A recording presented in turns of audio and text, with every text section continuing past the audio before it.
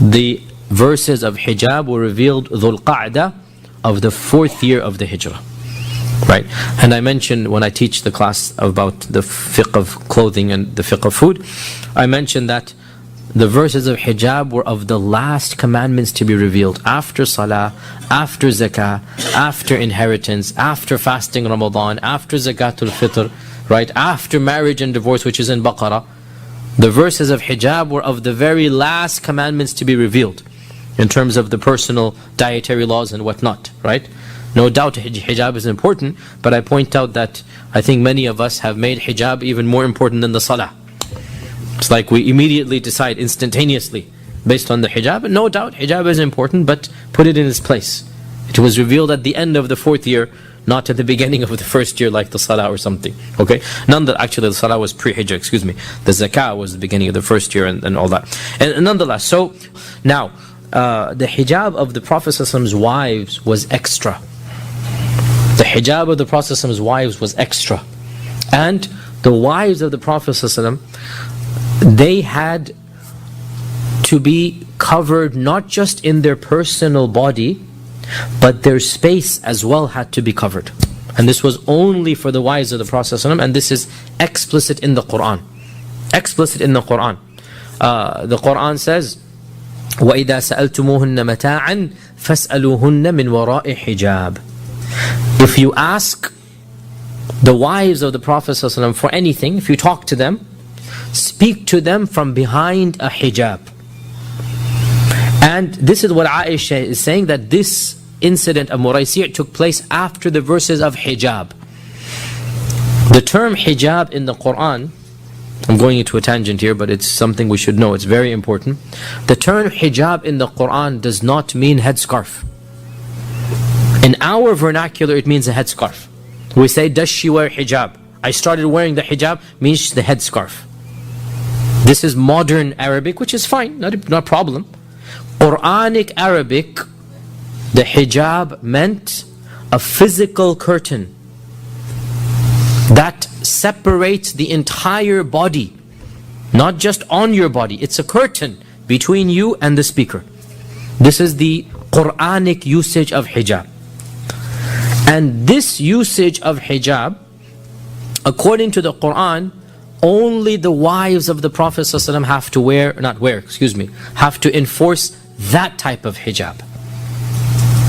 As for the headscarf, the Quran references this with the term khimar. With the term khimar.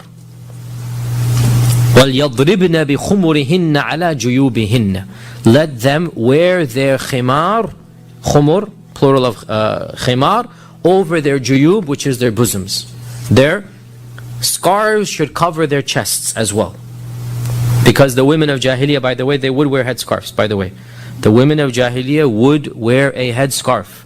Every respectable, dignified lady would cover her hair, just like in America 100 years ago. Impossible for a dignified lady. Only the peasants and the rural people without money, without education, they would be without. And the same in Arabia. Every single lady of respect and of middle class would wear a headscarf. But, just like in America as well, the headscarf would be thrown back and the dresses get lower and lower. You get the point, right?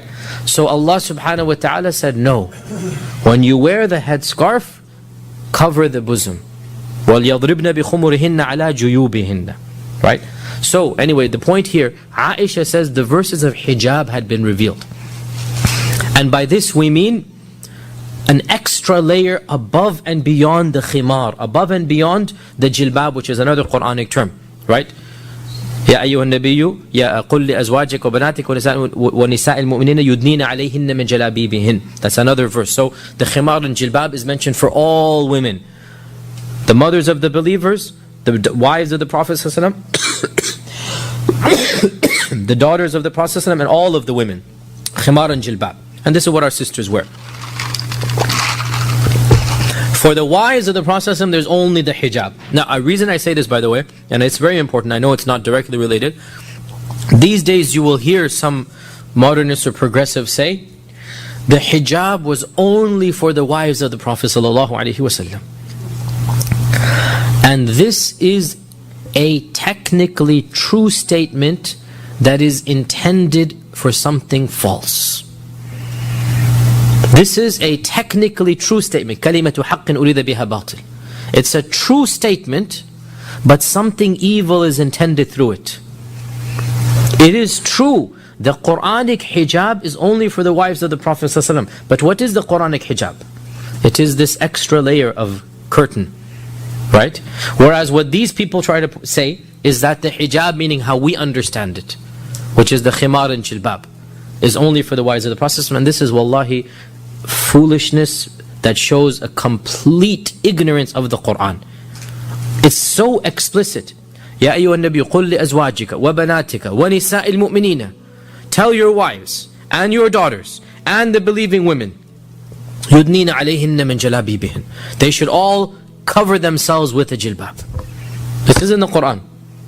The word jilbab and the word khimar as well. That all believing women, وَلْيَضْرِبْنَ بِخُمُرِهِنَّ عَلَى all believing women, including the wives of the Prophet ﷺ. And Aisha would wear a khimar, and she would wear a jilbab, but she would also have a hijab. This lady emails, it's a really long email, about how she's read that the Quran never talks about covering the head. But she says, I read the ayah, and I read, what it says in Surah number 24, Surah An-Nur has the ayah, right?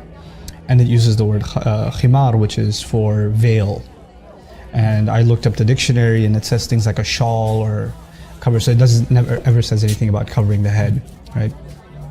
And I start thinking, is this a common confusion, or is this just this one-time email? Yeah. So I do a little digging, and it's actually extremely common. A lot of people think that the ayah is not talking about covering the head at all, right? So it's a really common confusion. I didn't know. So one of the things I really want to do is kind of address this in a sane way. I'm not interested in getting somebody to wear hijab. That's their decision, right? But at the end of the day, if something's being said about the Quran, we have to be honest. And what is it saying? And there are people who would like it to mean something it doesn't mean. And then there are people who are genuinely, they just don't know any better and they're confused about the subject. So the cool thing about Arabic, right, is that for covering the head, just covering the head, there's 9 different words. Wow. And one of them is khimar, right? So you have, miqna'a and mighfar, and there's all these bunch of words. And it depends on if it covers the head and if it's up to here, if it's up to here, if it's up to here, depending on the length, each has its own kind of meaning. And in Old Arabic, the word khimar, which is used in the Quran. Now, you and I know commonly we use the word hijab. Yeah. Hijab is actually not a word for head cover. It's actually a word for barrier. Like a wall could be a hijab. A curtain could be a hijab. Okay, so it just kind of got coined as hijab, but that's not the word in the Quran, nor the Arabs ever used it like that. Okay, so the word is khimar. And the cool thing about it is the word itself includes the meaning of covering the head. Like the head and then some. And it's used before Islam. The men used to have khimar too. One of the names for their turban, if it was extra long and it went down to almost middle of the belly, the men used to call it khimar too. And then it's so cool. The women had different fashions or whatever. And one of the things the women before Islam used to do is they used to have this bandana type thing that they would tie in the back with their ponytails, and it would go to the middle of their back. So they wouldn't drape it in front, they throw it behind them. That was also called a khimar. Now the Quran says they should take their khimar and throw it in front of them, before their chests. In other words, the only difference is keep the khimar, but just use it. The head cover is already included in the meaning, just use it to cover the front also, right? And it should be a certain length. That's the meaning. And somebody argues no, but the word khimar, it just means shawl, it doesn't mean head cover, whatever. It's really cool. Are you familiar with the word khamr? You know what that means? Is that alcohol? Alcohol, wine. You know why it's called khamr? No. Because it messes with your head.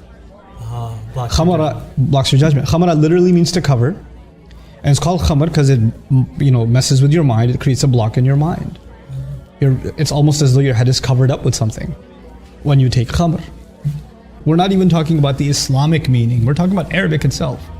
Back in the day, they'd see some horses are funny colors, from the neck onwards it's white and the rest of it's brown or something like that. they would say that horse is mutakhammir. It's like it has a khimar on.